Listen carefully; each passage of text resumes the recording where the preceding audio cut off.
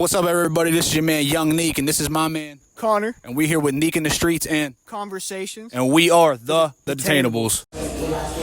What up, everybody? This is your boy, Young Neek, coming at you again with Conversations Volume 7. I'm here today with my guest. XL Rails. So, XL Rails, my bad.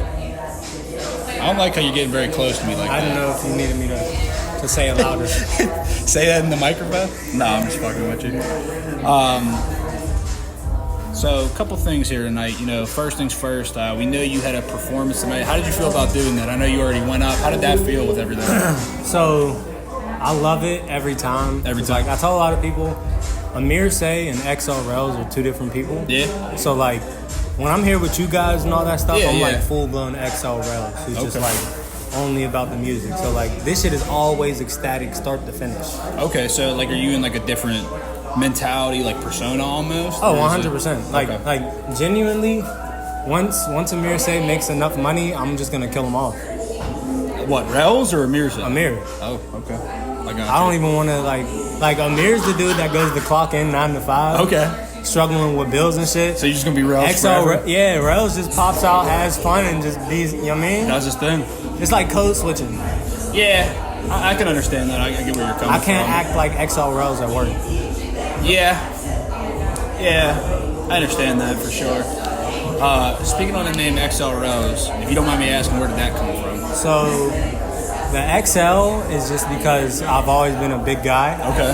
But the Rels, my uncle passed away like 13 years ago on Easter. His name was Jarrell. Oh, okay. So, like, I didn't want to go into music with my name meaning nothing.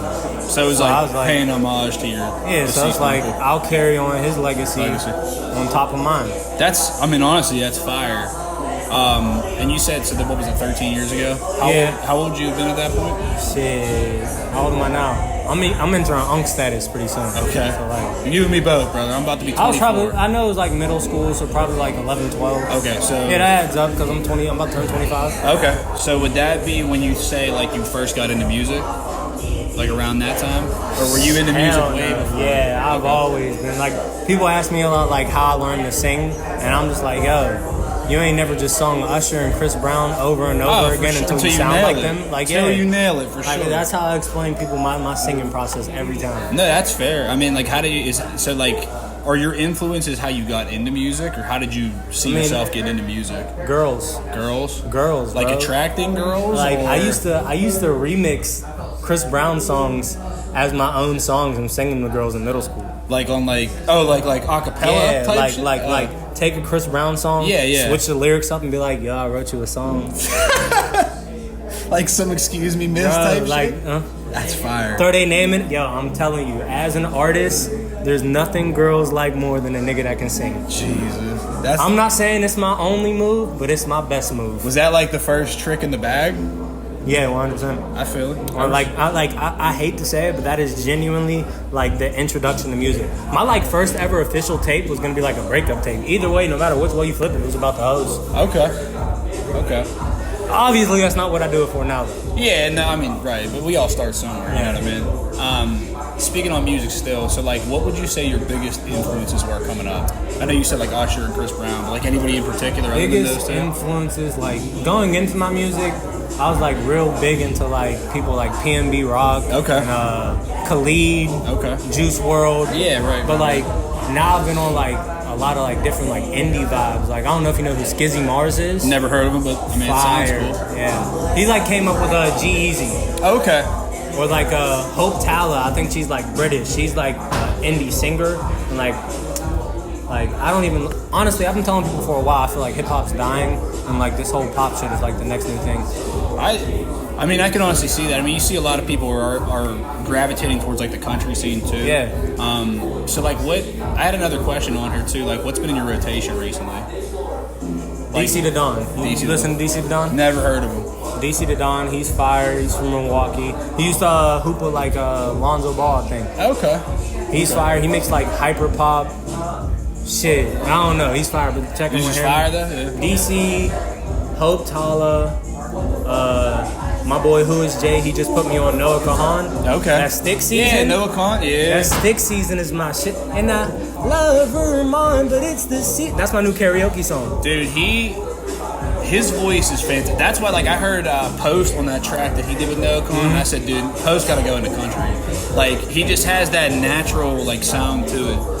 How do you feel about that? That now everybody's bringing up, like, the Post Malone interview, talking about how he was like, I feel like I was outed they called me a culture vulture. How do you feel about that? Post Malone, I feel it. You know what I'm saying? Because I ain't gonna lie. Like, if you look like the music Post Malone makes now versus like when he first came out making like White Iverson. Yeah, right. He was definitely on some like white boy cornrows like type. Like, I get it, but like the current Post Malone and shit is like a whole different vibe. Yeah, and I would say too, like, I don't know if you listen to the country album, but like, dude, the country album, I've never seen somebody get co-signed harder. Like, there's it was like a 18 track list project, and like 15 of the tracks had all features from like big country artists, from like Dolly Parton to I'm trying to think. I haven't listened to it yet, but I can Lainey Wilson. Who's? Oh my God, I'm drawing a blank right now. Barbecue stain on my white T-shirt. What's her? What's that guy's name? Tim McGraw. Like, okay. Big names. I was about to start shooting off names, but I only know like 6 country artists. No, I understand. Like, I get the point of view, but like they're saying, like, as you can see, he seamlessly transitioned back into country where he was comfortable at. You know what I mean? So kind of like biting to a degree, but I just want to see what your perspective was on it. I feel like nobody's art should ever be like suppressed. Like, if motherfuckers gonna listen to it, motherfuckers gonna listen to it. Right. I totally agree with that. Speaking of music still, on your own music, what do you think your top 3 songs are that people should tap into from you personally? That's released? Yeah, that is released. Fuck all of those ones. No, I'm messing with you. Out right now, I'd probably say Do the Most. It's some rage type stuff like that I've been getting away from. Have You Tried Melatonin? That's like that's a really good one. Yeah, that's a class. That's like the first song that like I started. But my favorite, and it's a sleeper, and I can't believe I've never performed it better than before. Okay. Oh no, it's that Last Time I Tried, I Cried, You Lied. Like that song's a slapper, and I don't give it enough love that I feel like it should have. No, I totally hear it. I mean, there's songs on my discography that have probably never seen the light of day. I mean, even stuff that I made that's unreleased that like I'm just not feeling it right now. You know what I mean? But I understand where you're coming from. How would you feel if I like just pulled out a stack of note cards and was like, "No, I have some questions for you"? I wouldn't be opposed to it. I'm okay with it. I like how we go back and forth and we have a nice flow. Speaking of like visions and everything, you know, seeing visions with music and everything, how has your visions experience been? Like, what's it been like to work with Gio and be on the label? Oh, it's like, I mean, I know it's like family, but it's not the other way around. There's no Rels without visions. You know what I mean? Okay. Like, they know this, I know this, but like, I got visions back as heavy as I know visions got my back. You know what I mean? Yeah, for sure. Like, we've been together since middle school, high school. Like, yeah, he spoke very highly from you. Like, he said you guys were in class together and you've been the same dude. I used to freestyle with him in the car on the way to go drop clothes off and shit. Oh wow! So it goes deep. Yeah, like Kel, other head honcho. Yeah, I met him. Me and Mikkel literally started making music in his closet 3 hours before graduation. Wow, that's crazy. Yeah. And then we continued to do that same shit through like college. That's awesome, man. I mean, like, looking back now, like, do you see the growth? I mean, yeah. Like, who can't see the growth? Yeah, I mean, I need Kel to make his return to music. He's been on some different stuff lately, but I miss what we had. So I hope you watch this. My bad. So last serious question I have from you. What's it been like to work with Jay and Matt Arve? So, Matt Arve is my second lifeline after Visions. Okay. Like, crazy story. So, me and Jay have a couple songs together. We have a big song called Have a Good Trip coming soon. Okay. But I met Jay back when I was managing at Wendy's. Okay. And he was my Uber ride home. That's crazy. Yeah, he was my Uber driver wearing the Uber. I don't even remember how it came up, but like, we're talking about music. He's like, yeah, I make music. Can I show you some shit? And he showed me this song he has called Serotonin. I think it's out everywhere right now. And I'm just like, bro, this song is fucking insane. And I'm just like, bro, I make music too. I showed him. I don't even remember what I showed him. It was just like a match made in heaven. A week later, I meet Matt. And like a year later, Matt's damn near been in charge of like everything that I know about everything now. Dude, Matt goes deep, dude. His connections are crazy. I met Matt way back when, in like 2020. and I've been tight with him like ever since. And he gives me a lot of advice, like even outside of music, a lot of advice. Like he really encourages to do like even this interview stuff. He's a well informed guy. I would agree. He's a really down to earth guy too, real stand up guy. And then Jay is like. You ever have like your ego inflated sometimes? Oh, for sure. Like you ever like seen other people perform and you're just like, I could do better than that. Yeah, I'm just like, damn, I'm a god amongst men. Yeah, that's him. First time I met Jay, I was like, God damn it, I'm mortal. You ever just like been around here and just he's unreal. I'm a fucking slip away to sing in the middle of a conversation. It's true. Like, I had Arby's last night. I had Arby's. Dude, I swear to God, I know exactly what you're talking about. He's an awesome dude, though. Yeah, I love both of them guys, though. So that was my last serious question. Now I have a not a for real question, a funny question. So between you and Ronnie, who do you think would win in a screamo battle? And who do you think is the better dresser? So look, right? So a while ago, my boy Ronnie, he was like, yo, call me Ranch, because I really be dressing. And like, he then proceeded to say the most disrespectful thing I've ever heard in my life. And he was like, but you, twin, they gonna call you Mustard. You hearing that? He's Ranch because he be dressing, but I'm Mustard. Like, what does that even mean? He's pretty much saying I got zero drip. Right, yeah. Now, I'm not gonna lie to you.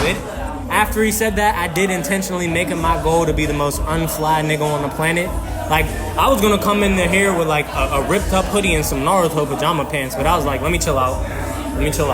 So, in terms of who got the better drip, I'm gonna say me. Okay. Because that nigga be in his head. Like, the shit I be putting on, them little calm fits, that's the real drip. Like, you really got, there's levels to it. Right. You in jeans and some designer sweating and hot. I'm in a t-shirt and some pajama pants letting my nuts hang. You get what I'm saying? I understand. Like, so like that there is levels to this shit. So what about the screamo competition? In terms of screaming, you see me? He's Thousand Island, if anything. Nobody like that shit. I'm Honey Dijon, you know what I mean? That's a very classy mustard. I'm Honey Dijon mustard though. That's a very classy mustard.